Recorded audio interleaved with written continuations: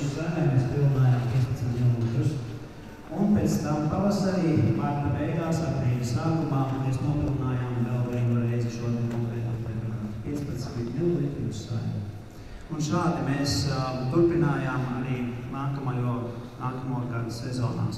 Šāds ir mūsu gada ritms. Tikai vienīgi haiklini, 3 reizes rudenī, 1 reizi pavasarī. Ļoti īsi tas, ko mēs darījām, mēs būtībā monitorējām. Mēs monitorējām ēču daudzumu bišķu saimēs. Mēs veicām šīs ķīmiskās apstrādes un monitorējām, cik daudz mums ēču ir bišķu saimēs konkrētajā laika posmā. Mēs izmantojām mazgāšanas metodi, mēs analizējām, cik daudz ēču ir uz 100 īpatņiem. Bet ķersimies pie rezultātiem. Attiecīgi, man jāsaka, kad jau 2014. gadā mums izkristalizējās problēmas. Un pavisam kopā mēs sekmīgi ārstējām no šīm 12 drabas novietnēm. Sekmīgas apstrādes mums bija 11 drabas novietnēs. Un 4 drabas novietnēs 2014. gada rudenī mēs novērojām jau ļoti smagu situāciju. Respektīvi, ēču populācija bišķu saimēs bija attīstījusies ļoti augsta. Un mēs novērojām 4 drabas novietnēs, atsevišķās bišķu saimēs, deformētos spārnu vīrusu pazīmes, novērojām arī atsevišķu saimu sabrukšanu, respektīvi bojāja pārāk augstu ēču imunāliskas dēļ. Un jāatzīmē, ka no šīm 11 sekmīgi ārstētajām drabām 2013. gada rudenī un 14. gada pavasarī tikai 5 drabas novietnēs mums viss bija ļoti labi. Savukārt pārējās drabas novietnēs mēs saskārāmies jau ar problemātiku. 2015. gadā turpinājām iesākt to darbu, un mums vairs haiklīna pētījumā, pateicoties smagai situācijai 14. gada rudenī, mums bija palikušas 7 drabas novietnes.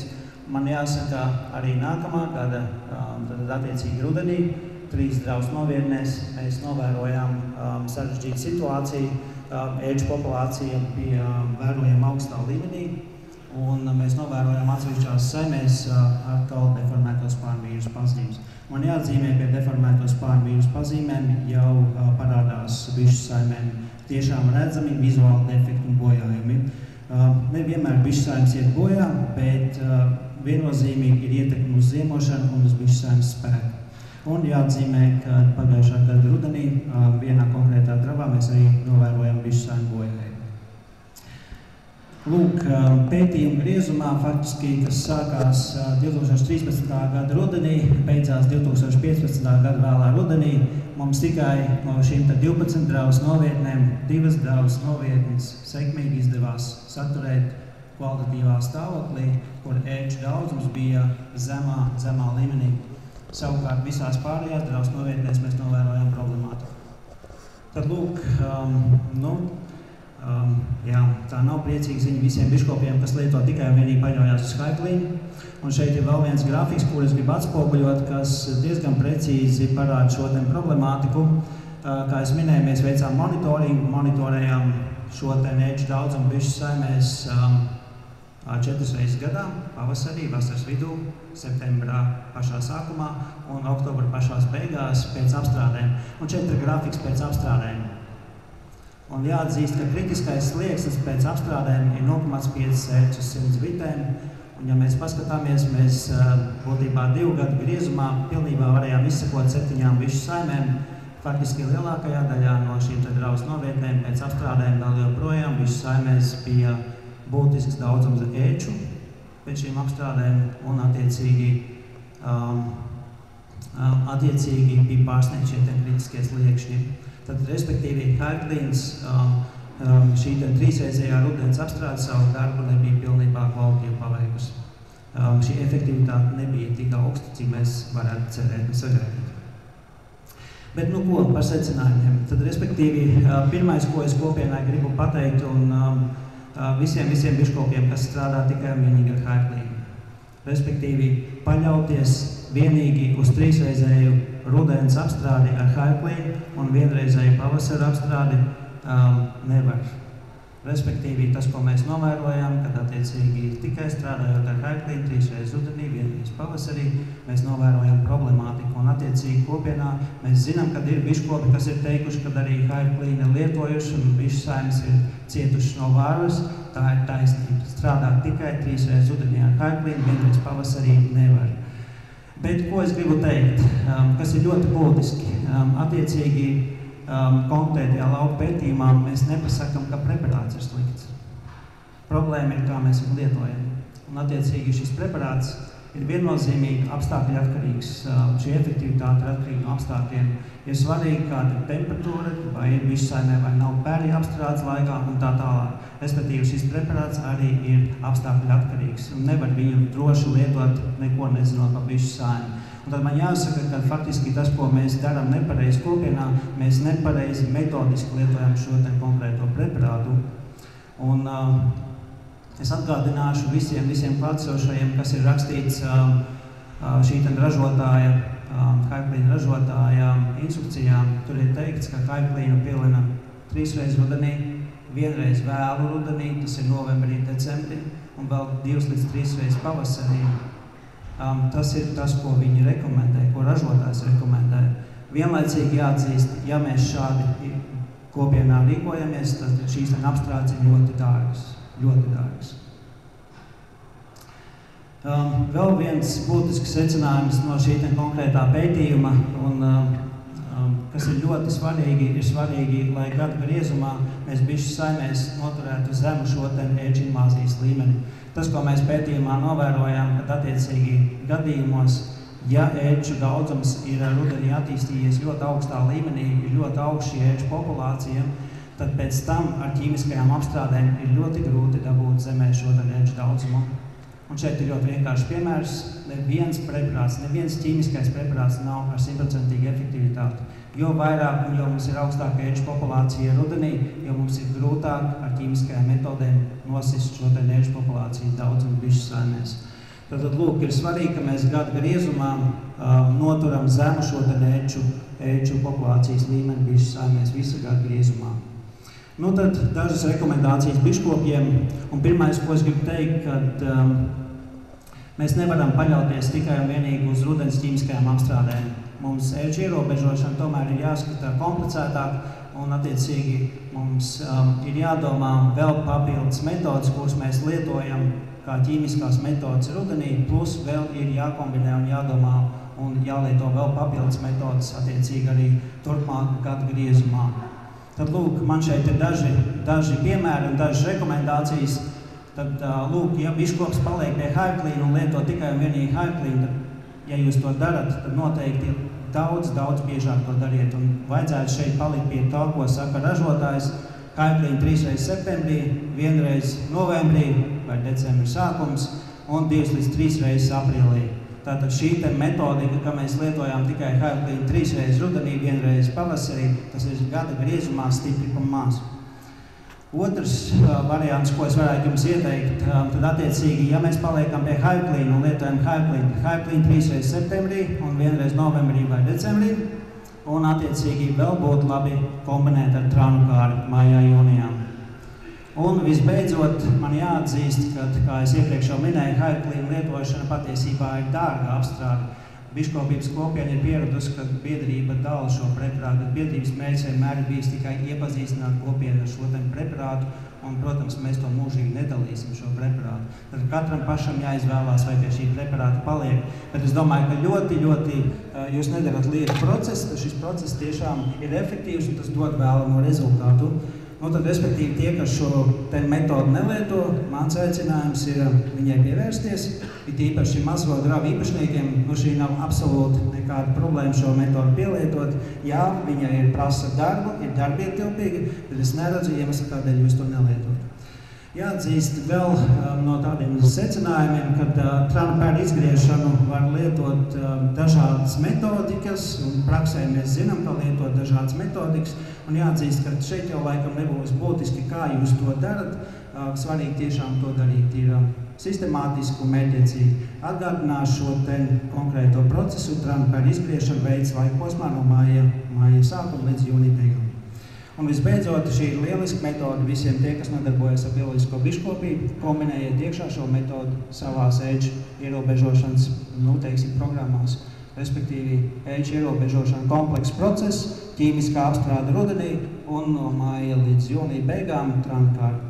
Tas viss strādā, un bioloģiskajā biškopībā nelietot šo metodi īstenībā būtu grēka darbs. Novēlu jums visiem sekmes un veiksmi šī gada sezonā, un novēlu tiešām nepazaudēt bišu saimnes vāras dēļ. Lai jums veicās! Jautājumu Valteram. Valters runāja ļoti skaidri, tev nav jautājumu. Paldies, Valter. Kā nākošajai runātājai dod vārdu Vineta Eglītei, kur pastāstīs par sliktiem preparātiem. GoPro? Ну, почти. Китайский вариант. Дорогой? Ну, это нет, это 40 евро. Через интернет?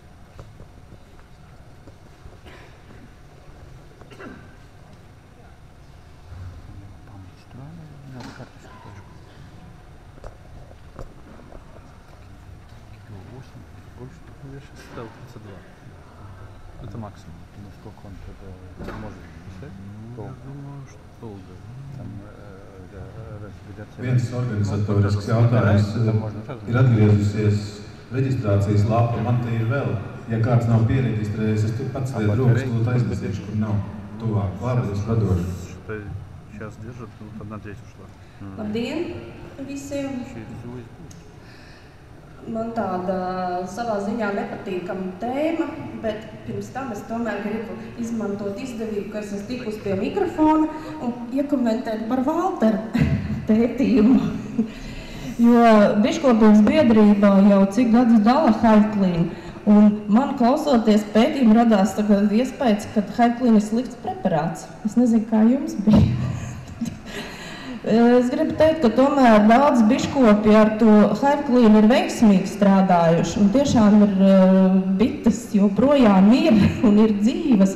Un, ja jūs ievērojat, bet nezinu, vai jūs ievērojat, jo saule un gaiša, un to nevar redzēt, ko viņš rādīja, bet droši vien, ka būs pieejami šie slaideri, varēsiet izpētīt.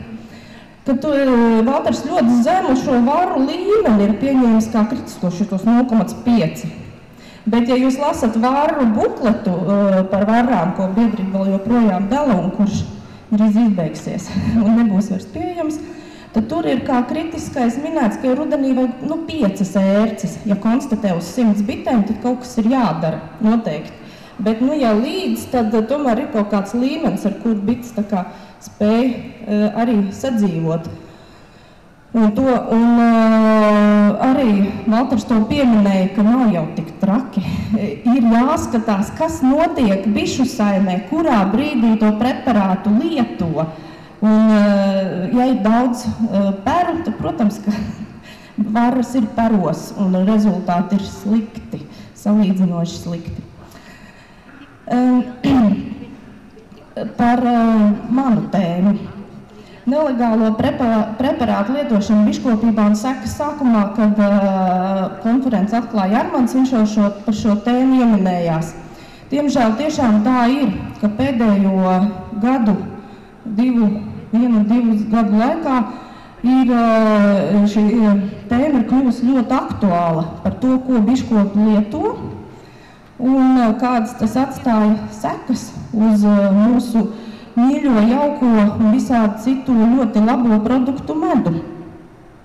Sanāk tā, kamēr paši dzīvojām tikai savā sulā, tikmēr viss bija labi, kad nolēmām iziet ārpus savām robežām, atklājās, ka viss nemaz tik labi nav. Bet nekāds pārsteigums tas nav. Biškopi ar pieredzi ļoti labi zina, ko viņi dara. Agrāk bija pieņemti citādāka bišu ārstēšana, bija atļauta, to drīkstēja darīt, bet mūsdienās 21. gadsimtā mums, diemžēl, tas vairs viss nav. Viss vairs nav atļauts. Kad rodas vajadzība biškopībā kaut ko lietot, tad, kad rodas bišu slimības un mums viņas gribas ārstēt. No otras puses, bišu slimības rada pats biškopis, tikai tāpēc, ka mēs tās bites savairojam. Man ļoti patīk Daugavpilī entomatologs, kurš teica, ka kas entomatologa skatījumā ir biškopis. Biškopis ir šauras specializācijas entomatologs, kurš neiedzīgā daudzumā savairo vienas sugas kukaiņus.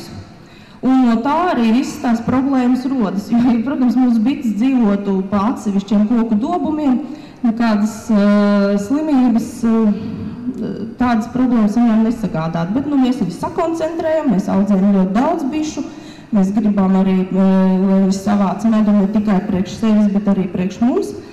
Un tad no šīs koncentrēšanās arī rodas slimības. Un viņas rodas un izplatās starp bitēm. Kad kaut ko rodas vajadzība lietot? Pirmkārt, tās ir, protams, varas. Ar varām ir jācīnās, tas ir skaidrs. Preparāti, ar ko to darīt? Universāli preparāti nav. Nav paredzams, ka mēs tuvākā laikā tiksim vaļā no tām varām, lai arī kā to gribētu, ka tā beidzot vairs nebūtu problēma. Tā ir un būs, acīm redzot, tuvākā laikā problēma. Un arī kaut kādas citas bišu slimības, kas rodas dravā. Nozēmes, kaļķu peri, un sevišķi nepatīkami ir, ja ir sakars ar peru buvēm. Varas bites, bildes jūs laikam neredzat, no jēgas. Par varu preparātiem. Mums ir reģistrētie pretvaru līdzekļi Latvijā.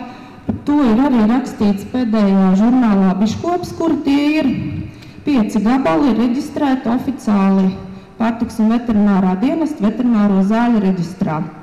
Patiesībā visi pārējie pretvaru preparāti, kuri satur sintētiskos akaricīdus, ir nelegāli. Legālie preparāti ir varostops, baivarols, apistans, apigards un tāds preparāts kā Makju, kuru ir reģistrējusi firma, bet man šķiet, ka viņš pat nav īsti pārdošanā Latvijā.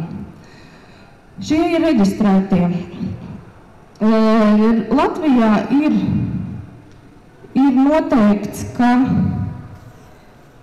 ir jāreģistrē preparāti, kuri satur šos varētu saukt arī sintētiskos pesticīdus, un viņus sauc par veterinārajām zālēm, bet nav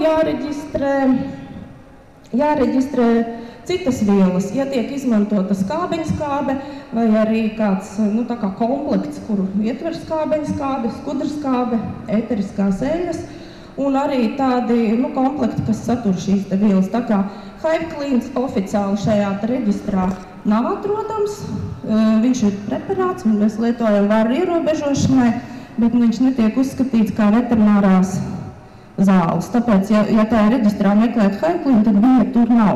Jo viņš arī nesatur sintētiskos pesticīdus, bet galvenā darbīgā viela ir skābeņskābe, propolis, ēteriskās eļas un tāda buķete.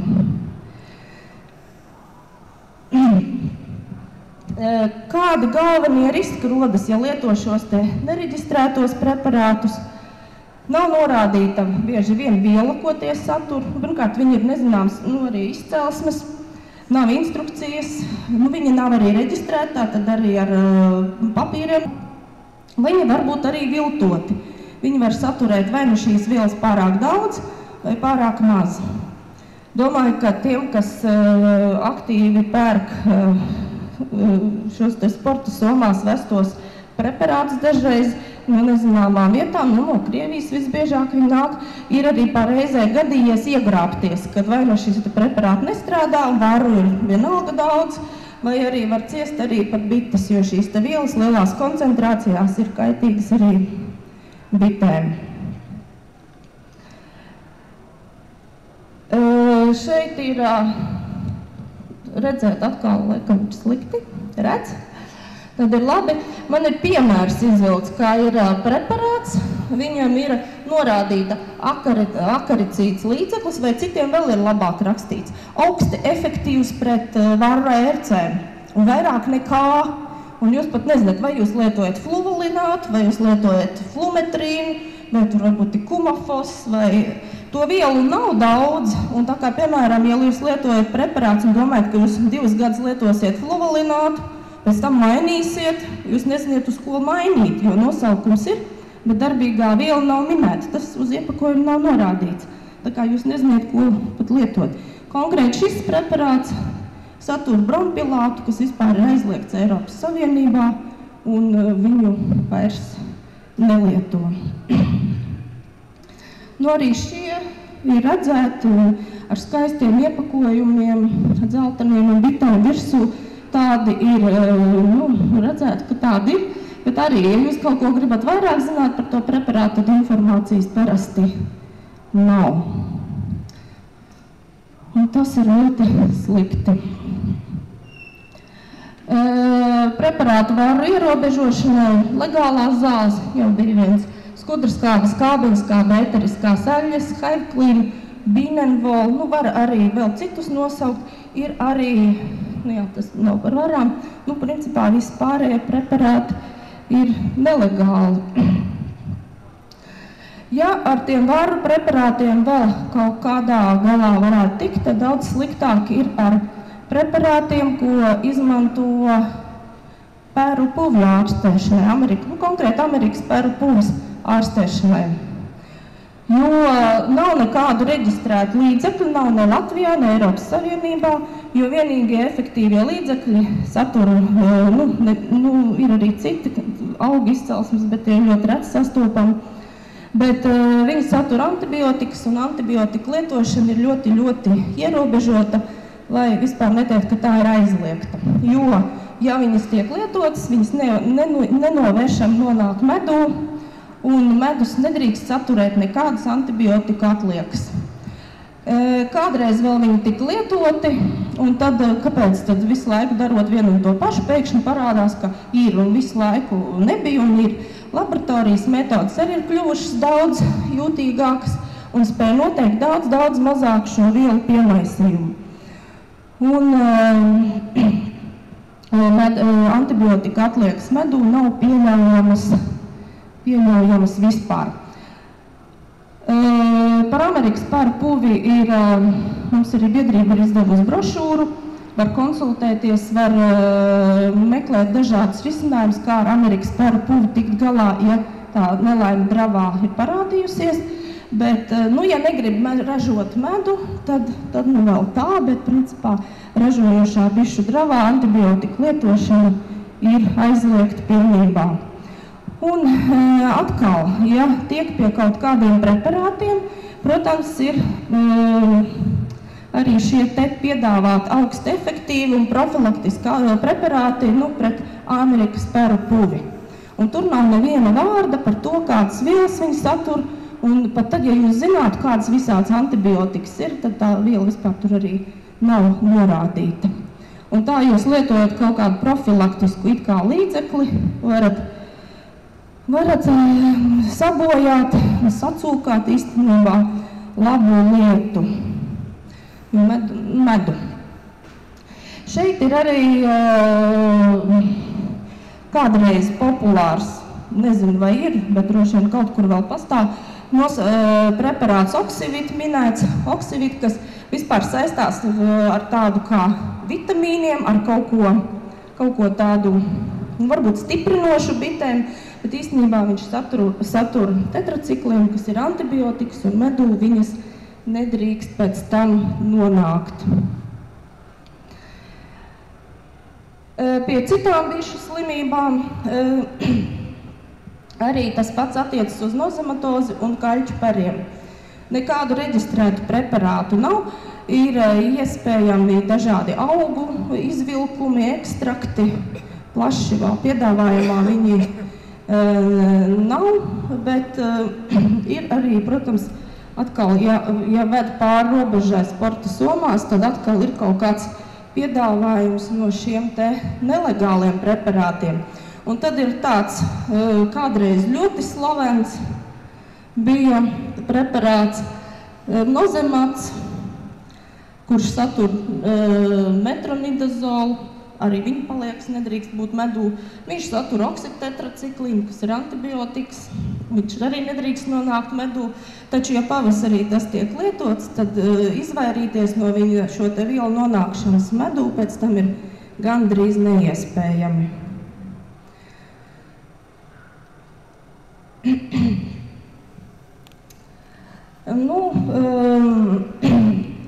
Man šeit minēts ir tetraciklīns un tetraciklīna paliekas. Mūsu pēdējo gadu piedzīvojumos ar šiem te neatļauto vielu atliekām medū ir bijis, kad citas vielas parādījušās. Tā tad arī preparāti ir lietoti kādi citi. Un kādēļ biedrība par to runā?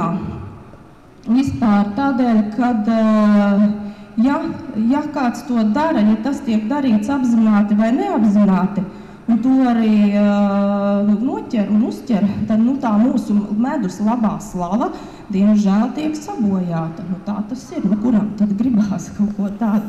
Otrkārt, ir arī noteikumi, un ir arī uzpircēji, kas skatās, lai viņi vēlas pirkt kvalitatīvus produktus, tīrus.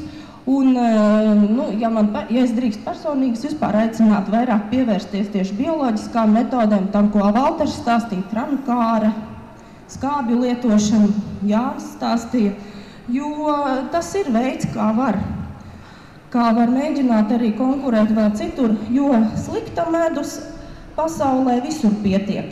Sliktas lietas ir pietiekoši, bet pēc labām lietām vienmēr būs pieprasījums. Lai jums ir veselas bites un tīrs medus no ziedu pļavām, no mežiem, un nākotne pieder kvalitatīviem produktiem.